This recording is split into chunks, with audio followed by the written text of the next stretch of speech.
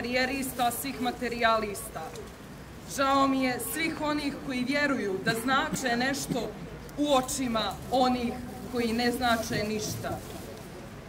Žao mi je koji nemaju snage reći ne, kada se ne može kazati da.